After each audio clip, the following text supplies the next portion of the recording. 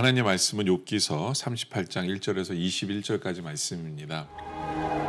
그때 여호와께서 폭풍 가운데에서 욥에게 말씀하여 이르시되 무지한 말로 생각을 어둡게 하는 자가 누구냐? 너는 대장부처럼 허리를 묶고 내가 네게 묻는 것을 대답할지니라. 내가 땅에 기초를 놓을 때 네가 어디 있었느냐? 네가 깨달아 알았거든 말할지니라. 누가 그것의 도량법을 정하였는지, 누가 그 줄을 그것의 위에 띄웠는지 네가 아느냐? 그것의 주추는 무엇 위에 세웠으며 그 모퉁이돌을 누가 놓았느냐? 그때 새벽 별들이 기뻐 노래하며 하나님의 아들들이 다 기뻐 소리를 질렀느니라. 바다가 그 모태에서 터져 나올 때 문으로 그것을 가둔 자가 누구냐? 그때 내가 구름으로 그 옷을 만들고 흑암으로 그 강보를 만들고 한계를 정하여 문빗장을 지르고 이르기를 내가 여기까지 오고 더 넘어가지 못하리니 내 높은 파도가 여기서 그칠지니라 하였노라. 네가 너희 날에 아침에게 명령하였느냐? 새벽에게 그 자리를 일러주었느냐? 그것으로 땅끝을 붙잡고 악한 자들을 그 땅에서 떨쳐버린 일이 있었느냐? 땅이 변하여 진흙에 인친 것 같이 되었고 그들은 옷같이 나타나되 악인에게는 그 빛이 차단되고 그들의 높이 든 팔이 꺾이느니라. 네가 바다의 샘에 들어갔었느냐? 깊은 물 밑으로 걸어다녀 보았느냐? 사망의 문이 네게 나타났느냐? 사망의 그늘진 문을 네가 보았느냐? 땅의 너비를 네가 측량할 수 있느냐? 네가 그 모든 것들을 다 알거든 말할지니라. 어느 것이 광명이 있는 곳으로 가는 길이냐? 어느 것이 흑암이 있는 곳으로 가는 길이냐? 너는 그의 지경으로 그를 데려갈 수 있느냐? 그의 집으로 가는 길을 알고 있느냐? 네가 아마도 알리라. 네가 그때 태어났으리니 너의 횟수가 많음이니라. 37장까지는 엘리후의 변론이었어요. 이제 38장에서 드디어 하나님이 등장하십니다. 솔직히 욥도 그렇고 욥의 친구도 그렇고 하나님이 등장했을 때 그것을 기대했을 거예요. 누가 옳은지, 누가 맞았는지. 근데 하나님은 욥이 맞았는지, 엘리후가 맞았는지, 욥의 친구들이 맞았는지에 대한 그런 말씀을 하지 않으세요. 단지 하나님은 질문을 통해서, 여러 가지 질문을 통해서 하나님이 누구신가에 대해서 말씀하십니다. 하나님이 누구신가? 근데 그게 답이 돼요. 그걸로 욥이 변화되는 것을 보게 되어집니다. 왜요?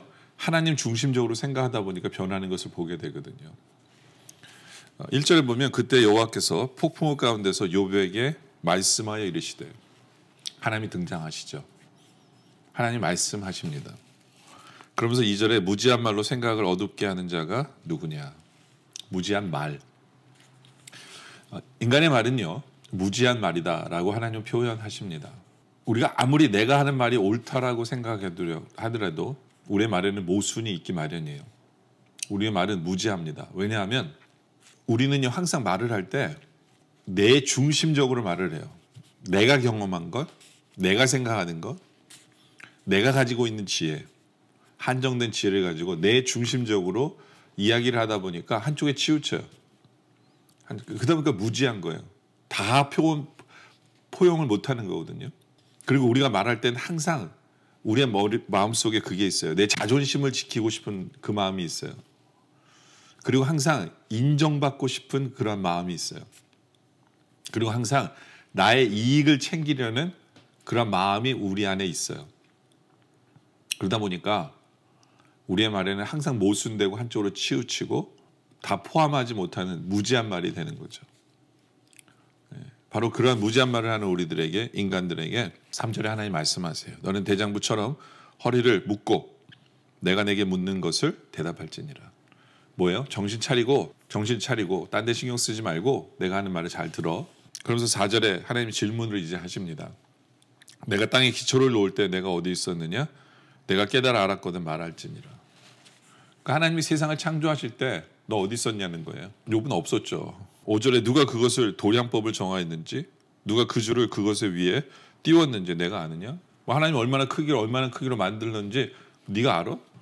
왜 이 크기로 만드는지 너는 아니? 그러면서 6절에 그것의 주추는 무엇 위에 세웠으며 그 모퉁이돌을 누가 놓았느냐? 무엇을 기초로 만드는지 아냐는 거예요. 7절에 그때 새벽별들이 기뻐 노래하며 하나님의 아들들이 다 기뻐 소리를 질렀는데, 천지를 창조하실 때 그랬는데 너 그 자리에 있었냐는 거죠. 없었죠. 그럼 아는 체 하지 말라는 거예요. 그런 체 아는 체 하지 말라. 뭐 땅의 섭리와 친구들도 그렇고 뭐 땅의 섭리가 그렇고 뭐 짐승들이 어떻고 뭐 이런 비유를 하면서 얘기하는데, 하나님 만드셨을 때 없었으면 얘기하지 말라는 거예요. 얘기하지 말아라. 8절에 바다가 그 모태에서 터져 나올 때 문으로 그것을 가둔 자가 누구냐. 이건요, 하나님이 물에 경계를 두시는 거에 대한 얘기를 하는 거예요. 경계를. 9절에 보면 그때 내가 구름으로 그 옷을 만들고 흑암으로 그 강보를 만들고 한계를 정하여 문 빗장을 지르고 이르기를 내가 여기까지 오고 넘어오지 못하리니 내 높은 파도가 여기서 그칠지니라. 그러니까 하나님이 인간에게 베푸신 은혜 중에 하나가 뭐냐면 물의 경계를 정하시는 거예요. 야, 너 여기 넘어오지 마. 그래서 바닷가가 있는 거예요. 만약에 하나님 경계를 안 정하셨으면 물이 계속해서 넘쳐나서 땅을 적신다면 농사는 어떻게 짓겠어요? 그렇지 않아요. 근데 하나님이 인간을 생각하셔서 하나님이 물의 경계를 정해 주신 거예요. 너 여기까지 오지 마. 여기까지 와. 여기까지만. 우리 하나님은 그런 분이시라는 거예요. 근데 어떻게 하나님이 그렇게 하시는지 너 욥은 아냐? 뭐 이런 거죠. 할 말이 없는 거예요. 하나님이 하시는 것, 그리고 하나님 베푸신 은혜밖에는 못 보게 하는 거죠. 볼 수밖에 없는 것. 그것만 생각나게 하시는 거죠. 또 12절에 보면 내가 너의 날에 아침에게 명령하였으니 새벽에게 그 자리를 일러 주었느냐. 한마디로 말하면 사람이요, 아침이 오게 하기 위해서 한 일이 전혀 없다는 거예요. 우리는 자고 일어나 보니까 아침이 되는 거예요. 근데 그 일을 위해서 우리가 한 일은 아무것도 없어요. 하나님이 다 해놓으신 거잖아요. 그것으로 땅끝을 붙잡고 악한 자들 그 땅에서 떨쳐버린 일이 있었느냐. 빛이 바라니까 저기서 이제 빛이 이렇게 땅끝에서 비쳐 이렇게 오면서, 그러다 보니까 악인들이 숨고 악인들이 드러낼 수가 없고 뭐 이런 일들은 아침이 되면서 하나님께서 하시는 일들이거든요. 근데 인간이 한 것 아무것도 없어요. 아침이 되게 하기 위해서 인간이 한 것은 아무것도 없다라고 말쓰는 거예요. 14절에 땅이 변하여 진흙에 인친 것 같이 되었고, 그들은 옷같이 나타나되 악인에게 그 빛이 차단내고 그들의 높이 있던 팔이 꺾이느니라. 결국에는 하나님께서 악인을 꺾으시는, 바로 어둠을 물리치시는 것, 악인을 꺾으시는 것, 그것이 하나님의 섭리거든요. 이 세상의 역사를 이렇게 보면요, 세상의 역사를 보면 악인이 끝까지 가지 못해요. 결국엔 악인은 무너져 내려요. 물론 악인의 시대에 살고 있을 때는 저 인간 언제 죽나 하고 우리보다 안 죽을 때도 있어요. 그러나 전체적인 세계사를 볼 때 악인은 넘어져요. 꼬꾸라져요. 꼬꾸라져요. 그리고 하나님의 의가 서게 하시는 바로 그런 하나님. 우리가 뭔가를 했다라고 착각할지 모르지만 아니에요. 하나님밖에 하실 수 없어요. 하나님이 하시는 거예요. 하나님이 하시는 거거든요. 그걸 알고 있느냐는 거예요. 그런 것 앞에서 우리가 할 말이 뭐가 있냐는 거죠. 16절에 내가 바다의 샘에 들어갔었느냐, 깊은 물 밑으로 걸어 다녀보았느냐. 여러분들 바닷물이 어떻게 계속해서 그렇게 흘러나오는지 아세요? 바닷물이 항상 어떻게 거기 있고 넘쳐나는지 어떻게 아십니까? 그리고 우리는 바다 밑으로 걸어 다녀 본 적이 있어요? 없죠. 사망의 문이 내게 나타났느냐, 사망의 그늘진 문을 내가 보았느냐. 사망의 문을 우린 본 적이 없죠. 그래서 사람은 죽어요. 그리고 죽어서 천국과 지옥으로 가죠. 그러니까 그런 문이 분명히 있을 거 아니에요. 통과하는 문이 있을 텐데 우린 본 적이 없어요. 땅의 넓이를 내가 측량할 수 있느냐, 내가 그 모든 것을 다 알거든 말할지니라. 하나님께서는 욥이 대답할 수 없는 것을 가지고 질문을 하고 계세요. 그리고 하나님께서는 이 모든 것은 하나님만이 하실 수 있는 것에 대한 얘기로 욥에게 질문을 하시는 거예요. 왜요? 첫째는 욥의 무능력, 욥의 친구들의 인간의 무능력, 인간의 무지, 그거를 깨달아 알라는 거예요. 깨달아 알라는 거예요. 그것을 깨달아 알면 내 생각과 내 말과 이게 얼마나 부족한지를 깨달아 알기 때문에 나를 주장할 수 없게 되어지죠. 그리고 또 다른 것은 하나님의 위대하심, 하나님의 위대하심을 보라는 거예요.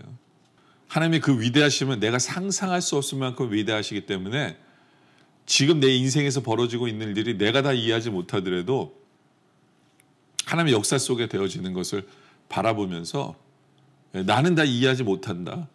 그러나 하나님이 옳고 하나님이 다스림이 맞고 모든 것은 하나님의 은혜 속에 움직이고 있다라는 것을 하나님은 오늘 이 말씀을 통해서 우리에게 보여주고 계시는 거죠. 바로 그것을 깨닫는 우리들이 되길 원합니다. 우리가 얼마나 무지한지, 얼마나 부족한지, 나의 생각이 얼마나 모자란지, 그러나 하나님이 얼마나 위대하신지 그것을 깨닫고 그 위대하심 속에는 하나님의 은혜가 있는 것을 바라보면서 그 은혜 때문에 감사하고 그렇게 겸손히 하나님을 볼 수 있는 우리 모두가 되어지시기를 주님의 이름으로 축원합니다. 기도드리겠습니다. 아버지 하나님, 우리가 뭘 안다라고 착각하고 내 말이 옳다라고 생각하는 그 모든 것 속에 우리가 얼마나 무지하고 얼마나 부족한지를 깨달아 알게 하여 주시옵소서. 우리의 말이 얼마나 치우쳐져 있는가를 알게 하여 주시옵소서. 그러나 우리 하나님이 얼마나 위대하신가를 깨달아 알게 하여 주시옵소서. 하나님 앞에 정말 겸손케 하여 주시옵소서. 하나님이 하시는 역사 위에 겸손케 하여 주시옵소서. 오직 우리는 무지하게 하나님 앞에 겸손하게 나아가 하나님만 붙들고 하나님만 의지하는 삶을 살아가게 하여 주시옵소서. 오늘 말씀에 감사드리며 계속된 기도 속에 함께하여 주시옵소서. 예수님의 이름으로 기도드립니다. 아멘.